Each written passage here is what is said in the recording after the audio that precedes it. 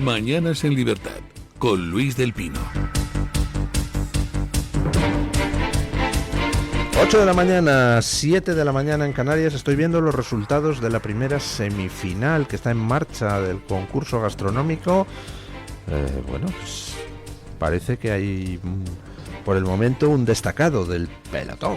Bueno, vamos con las noticias de las 8 con la ayuda de doña Carmen Carbonell. Y empezamos con unos datos de encuesta, pues hombre, hasta cierto punto sorprendentes. O no, quizá no. Venga.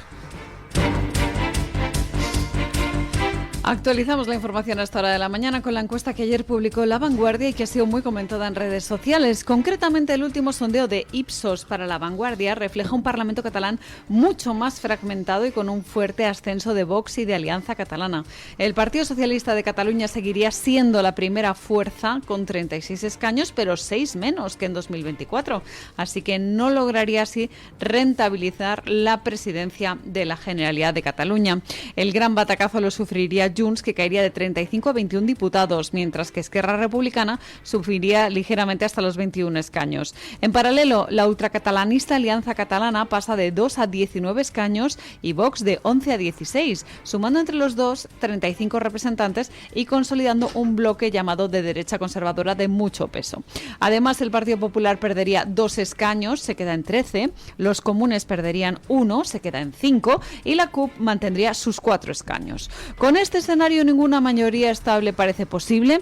El tripartito virtual de izquierdas, que sería el del Partido Socialista de Cataluña, Esquerra Republicana y los comunes, se quedaría en 62 diputados, por debajo de la mayoría absoluta, que está en 68. Incluso sumando a la CUP, solo llegarían a 66. Este auge del voto de derecha conservadora responde sobre todo a la movilización del electorado joven y a la creciente preocupación por la inmigración, que ya es el tercer problema percibido en Cataluña, junto con la violencia y la política secesionista. En suma, el sondeo dibuja una Cataluña prácticamente ingobernable. Bueno, pues la encuesta de Ipsos para La Vanguardia arroja algunos resultados bastante demoledores. Resumiendo, el partido de Puigdemont se pega la torta del siglo. El PSOE pues baja y, en fin, significativamente pierde 6 de sus 42 escaños. El Partido Popular baja ligeramente. Esquerra, CUP, los comunes, bueno, todos esos se mantienen más o menos. Alianza Catalana pega un subidón de 3 pares de narices y Vox tiene también un fuerte ascenso. Es decir, se están disparando los dos partidos que recogen la preocupación de la gente por el asunto de la inmigración y el asunto de la inseguridad derivada principalmente de esa inmigración. Lo que suele pasar en una democracia, si no se la pervierte mediante el control de la opinión pública, de los medios de creación de opinión pública, pues lo que suele pasar en una democracia es que si los partidos no escuchan a la gente, no atienden a cuáles son sus preocupaciones y no dan respuesta a los problemas que la gente pone sobre la mesa, bueno, pues la gente se busca otros partidos. Que se han puesto de acuerdo todos los partidos tradicionales, sean de izquierda, de derecha, separatistas, no separatistas, que se han puesto de acuerdo todos los partidos nacionales en primero tapar los problemas derivados de la avalancha migratoria, luego negar que existan, luego criminalizar a quienes denuncian esos problemas, luego cuando reconocen que existen, pues justificarlos porque es que somos muy buenos y no hay más remedio que acoger aquí a medio mundo. Si se ponen de acuerdo todos los partidos tradicionales en cerrar los ojos a la realidad o en tratar de convencer a la gente de que los problemas están en su imaginación, bueno, pues la gente se busca otros a los que votar. Y en estos momentos, dos partidos que mantienen un discurso firme en contra de la inmigración, pues se llevarían 35 de los escaños del Parlamento Autonómico, es decir, una cuarta parte del Parlamento Autonómico. Y la cosa irá a más. Pero hay otros aspectos sorprendentes en la encuesta. Por ejemplo, pues aunque en escaños, debido a su presencia en Gerona y en Lérida, Alianza Catalana tendría más escaños que Vox, 19 frente a 16, en votos es al revés, porque Vox está fuerte en Barcelona y en Tarragona, donde cuesta más el escaño. Y resulta que Vox está a un 2% de pegarle el sorpaso a Junts y a menos de un 3% de pegarle el sorpaso a ERC. Vamos, que si sigue el ascenso, Vox se coloca como segunda fuerza política del Cataluña por detrás del PSC. Pero además, en toda España, según las últimas encuestas que hemos conocido, por ejemplo 40DB para El País, Vox es ya la primera fuerza entre los menores de 45 años. Entre 18 y 45 años hay una... Vamos, la fuerza más votada es Vox. Eso en toda España. Pero es que en Cataluña no es así, pero casi. Porque según la propia encuesta de La Vanguardia, entre los menores de 35 años, el partido más votado sería Vox en Cataluña. Resulta impactante. Lo que se está produciendo es un movimiento brutal de la opinión pública. Se está produciendo en Cataluña una derechización y un paso hacia el rechazo de la inmigración descontrolada. Recalco, descontrolada. Bueno, pues nada, el proceso seguirá y es cuestión de más o menos tiempo, pero no se puede meter, como está haciendo la clase política tradicional, la cabeza en un agujero en el suelo como si fueran avestruces y pensar o lo que hacen los niños, dice escóndete, y a un niño de 4 años pues hay algunos que se tapan los ojos y creen que como ellos no ven, los demás no les ven a ellos. Bueno, pues es una buena metáfora de dónde está ahora mismo la clase política tradicional. Se tapan los ojos para ignorar los problemas y se piensan pues que la gente no les ve ni ve los problemas. Bueno, una noticia sorprendente que traía ayer en exclusiva Voz Populi y que quizá explique qué pasó con las pulseras telemáticas del Todo a 100 y arroja una nueva luz sobre la carrera antisemita de Pedro Sánchez. Escuchen. El gobierno de Pedro Sánchez ha dado instrucciones a los ministerios para sustituir a los proveedores israelíes por empresas chinas en diferentes ámbitos más allá del sector defensa, según publica Voz Populi.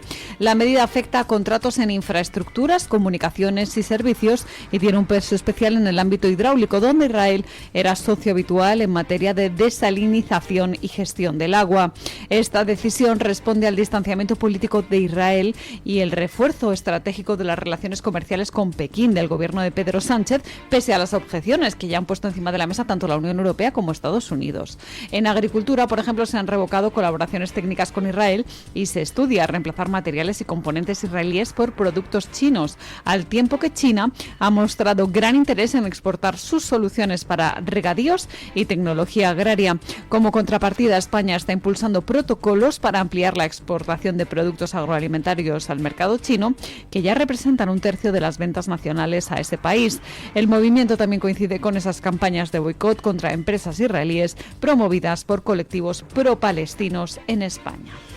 O sea que, como se hizo con el caso de las pulseras telemáticas antimaltratadores, que resulta que había un proveedor israelí, le quitan y cogen a otro proveedor que suministra pulseras de AliExpress, muchísimo más baratas y que no funcionan. Y que sepamos, eso ha originado al menos la muerte de una mujer a manos de su maltratador, aparte de numerosísimas quejas por parte de jueces y fiscales de que no funcionaba el sistema. Pues resulta eso mismo lo quieren hacer en el resto de sectores, quitar empresas israelíes y meter empresas chinas. Ajá, empresas de China. Es decir, de ese país para el que al parecer trabajan las hijas de Zapatero con su consultora, de ese país para el que Zapatero hace trabajos, de ese país para el que trabajaba el lobby Acento que fundaron entre el PP y el PSOE, de ese país que está implicado en el Huawei Gate de compra de eurodiputados, de ese país que tiene a 1 millón de uigures en campos de reeducación, que eso sí es genocidio. Ajá. Oiga, ¿se va a llevar alguien mordidas en las compras de China?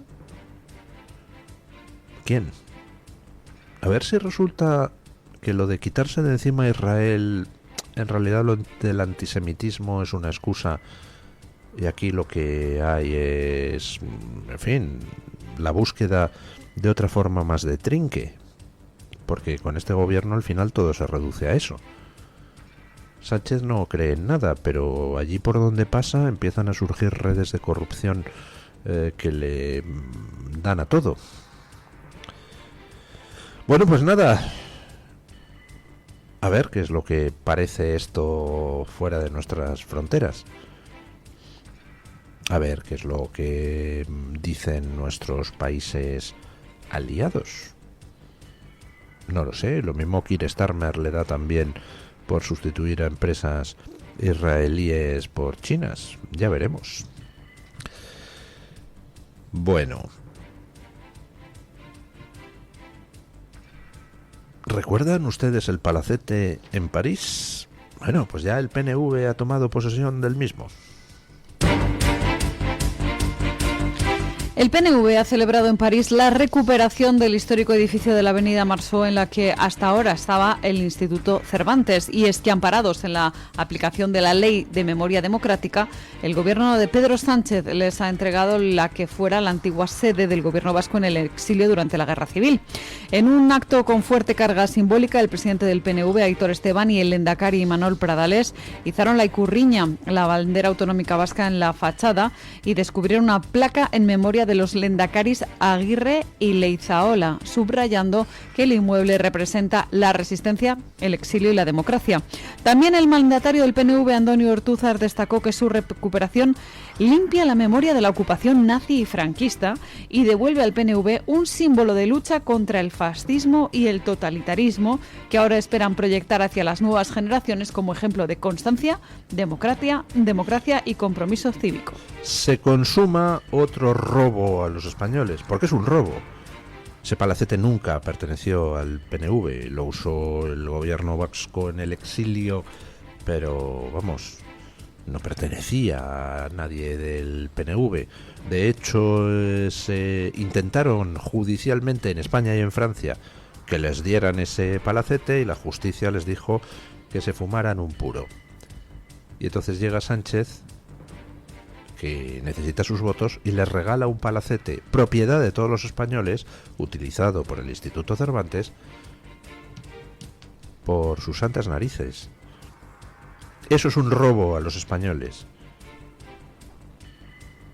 Y de nuevo nos encontramos con que nadie hace nada en el terreno judicial. Se presentan denuncias, los jueces las archivan, pero en este caso concreto hay algo más sangrante.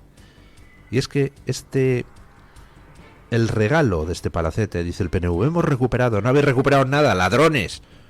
Nunca ha sido vuestro. Os lo ha regalado Sánchez, algo que pertenece a todos los españoles. Que dudo de que las leyes amparen que se pueda regalar el patrimonio nacional cuando un presidente de gobierno necesita una serie de votos. Por eso no entiendo que a estas horas no haya intervenido la justicia. Pero lo más indignante de esto es que este regalo se consumó con la famosa ley ómnibus aquella, ¿recuerdan ustedes? La ley ómnibus que incluía el regalo al palacete del PNV. El PP dijo que no podía votar a aquella ley ómnibus porque, entre otras cosas, incluía el regalo al palacete del PNV. Entonces coge el gobierno, rehace la ley ómnibus, quita otra cosa, deja el regalo al del Palacete al PNV y el PP lo votó a favor. ¡A favor! No se abstuvo, no, a favor. Es decir, es un regalo al PNV hecho por el PSOE con el voto a favor del PP. ¿Por qué? Pues muy sencillo. Porque el PP, el PSOE, el PNV, Junts, ERC forman parte del mismo club, del mismo ecosistema. Luego están los de fuera, los advenedizos, pues tipo Vox, tipo Alianza Catalana. Esos no forman parte del club, pero todos los demás sí. Entonces pues se apoyan los chanchullos unos a otros. Por supuesto no se perseguirán nunca. Hasta tal punto se apoyan los chanchullos que el PP es capaz de validar con su voto que a los españoles nos roben un palacete en París y que veamos ahora la vergüenza del PNV izando allí la ikurriña. Bueno, ayer homenaje a Charlie Kirk en Arizona. 200.000 personas se dieron cita allí. Terminamos el repaso a las noticias en Estados Unidos, donde decenas de miles de personas colmaron el State Farm Stadium de Arizona para despedir a Charlie Kirk, que fue asesinado el pasado 10 de septiembre en Utah. El evento, cargado de referencias religiosas y políticas, reunió a Donald Trump, miembros de su gabinete y figuras clave del movimiento MAGA, que es como se conoce a este fenómeno. La viuda Erika Kirk sorprendió al declarar que perdona al presunto asesino, mientras Trump prometió devolver a Dios a Estados Unidos. Por su parte, el vicepresidente J.D. Vance elogió a Charlie Kirk por transmitir la verdad de que el matrimonio y la familia son las más altas aspiraciones a las que un hombre puede llegar, mucho más importantes que cualquier empleo o título académico. Bueno, impresionante el acto de ayer, por muchos motivos. Primero, por el gentío que se dio cita ayer en Arizona para hacer un homenaje a Charlie Kirk. Segundo, por el plantel de oradores, donde estaba nada menos que el propio presidente, el vicepresidente, muchas figuras mediáticas. El discurso de la viuda de Charlie Kirk pues fue bastante impresionante, pues porque dijo, entre otras cosas, que ella perdona al asesino de su marido porque es lo que Charlie hubiera hecho. Puede que a alguien le sorprenda, a mí no. La doctrina cristiana tiene el perdón como uno de sus pilares, lo cual no es incompatible con la justicia. Es decir, una cosa es que la viuda de Charlie Kirk le perdone, no albergue odio para él porque no es lo que su marido hubiera querido, y otra cosa distinta es que no pague ante la justicia por lo que ha hecho, porque la justicia no busca solo la reparación de la víctima, también tiene otro objetivo, que es evitar que otras personas puedan convertirse en víctimas. Entonces, pues no son incompatibles. La viuda puede perdonar en el fondo de su corazón al asesino, pero de todas formas el asesino deberá afrontar la pena que corresponda. Por cierto, la viuda ya ha dicho que a través de sus abogados no va a pedir la pena de muerte para el asesino, y me parece muy bien. La pena de muerte es inmoral en todos los casos. Pero el homenaje también de ayer en Arizona fue impresionante por el contraste. Por el contraste con lo que estamos viendo en la clase política. En el Congreso el otro día, en el Congreso americano, donde hay 435 congresistas, más o menos la mitad de cada partido, pues se produjo una votación, se sometió a votación una condena del asesinato de Charlie Kirk. Bueno, pues hubo casi 60 congresistas del Partido Demócrata que votaron no a una moción de condena de un asesinato político de uno de sus oponentes. Pero es que hubo otros 35, creo recordar, que se abstuvieron. Es decir, casi la mitad de los congresistas del Partido Demócrata se negaron a votar a favor de una moción condenando el asesinato de Charlie Kirk. Ese es el drama actual en Estados Unidos y en todo Occidente. Y hay una parte significativa de la mitad progre de la población que considera justificable, disculpable o al menos no condenable el asesinato de un oponente político, que nunca había predicado la violencia ni había reclamado violencia contra nadie. Todavía, si alguien se dedica a decir habría que meter un tiro a nuestros oponentes y uno de sus oponentes le mete un tiro a él, pues podrías decir, está mal, pero entiendo por qué se ha producido, porque el otro estaba pidiendo que se metieran tiros a alguien. Pero en el caso de Charlie Kirk, no, nunca. Jamás abogó por la violencia y al contrario, y la reacción de la viuda lo refleja muy bien, perdonando a su asesino. Porque Charlie Kirk, ante todo, era pues un cristiano. Creía realmente, tenía creencias religiosas profundas.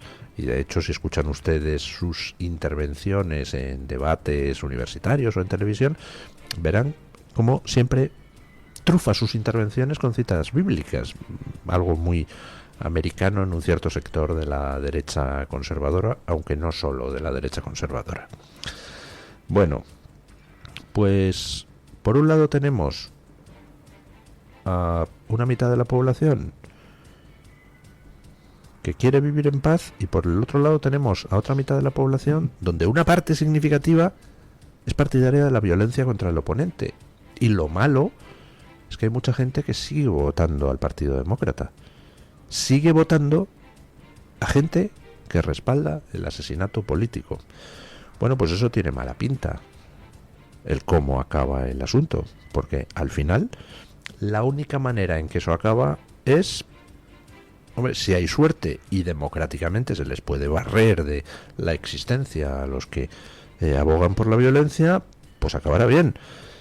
Si el resto de la mitad progre de la población se deja seguir encanallando, pues acabará en enfrentamiento civil. Acabará en enfrentamiento civil en el momento en que alguien en el otro lado diga, oiga, estoy harto de que nos maten solo a nosotros, a tomar por saco. Y entonces ahí ya la hemos liado.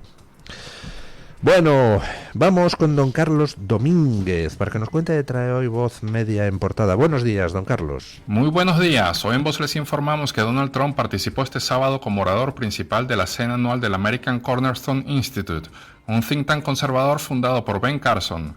Durante el discurso, el presidente habló de Charlie Kirk, los botes venezolanos y vaticinó un importante anuncio de la parte de Robert Kennedy Jr. sobre el autismo.